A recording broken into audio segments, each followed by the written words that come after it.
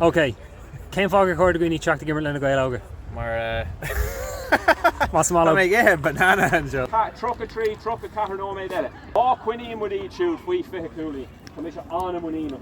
Right, sit there, seat tuck. Yes, lads, on blue. Okay.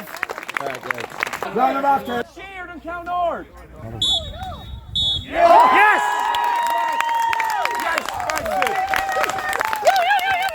Mo con a fi running mar show because con ship hall.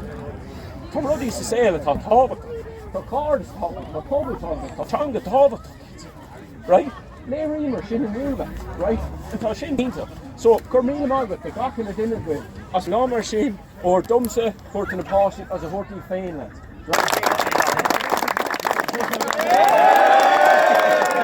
Cuivan O'Sheeda san am gom agus is oscailio me. Me géir mo chud gaeilge fiosú agus pís amóníocht immer. Cén fágur cór imirt le Na Gaeil Óga. Gaeilge amóníocht agus cuairde. Is mis sin ó tali as Kildare. Drumon séh lín in Na Gaeil Óga inis agus fosig me se de bhar nar dogma in school leis mohu me an gaeilge. Peir atá wet tá sé agran má tá géirí imirt guard caida. Na mar géirí an cracah agat tá panel olvar agran bí na gcóí hit socialta ag. A raise of media training fight a gut. Does it níos fearna Ryan Tuberty? Better give it a first. Yeah.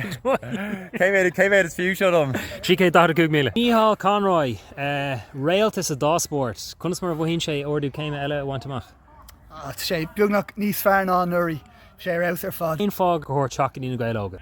Tonga agus Cardiff. Bhí sé óna lardán agus sás limnach dom Paramach bí Gimmerton. Ní sé gáil an an dóga go gail chuine me. Tá sé Harbh tanmhach le agus an rud ná like right look tógach gotíigh dá hangach mis agus tógach go hilas cumán i gimmart amán íochta so tá an dárad á dhéanamh gom le chéile leis an bosta bhí a gom stócha bhí mo gaeil agus ní raibh sé sleanúna but just ní raibh mé á úsáid com minic agus gur háanló. Tá leid óga tacht agus sí an dúchláán a gcuingin is féil áthair ná cinnta dhéanamh de go mé míad có ard is gur féadlaí.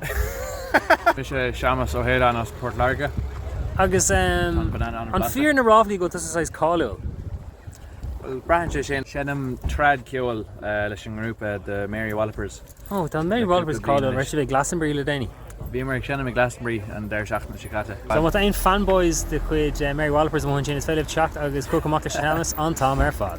Rud amháin eile le déanamh ná, rud mór eile.